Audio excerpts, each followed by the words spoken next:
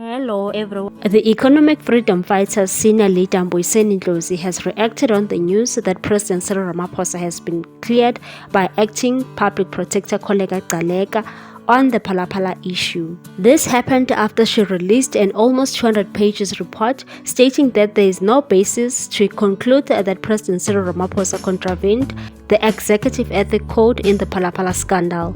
Her investigation could not find evidence that Ramaphosa was actively involved in any day-to-day activities or operations of Ntabanyoni or his PhalaPhala farm. Mbuyiseni Ndlozi was fuming and took it to his timeline on Twitter and wrote, "She just waited to see the cabinet reshuffle, then released the report. In essence, the report was depending on whether her friends get appointed into cabinet. Had they refused to appoint her friends, the report would have been negative against Ranko. MCM." What's your take on this one, people? Thanks for watching. Please subscribe for more news.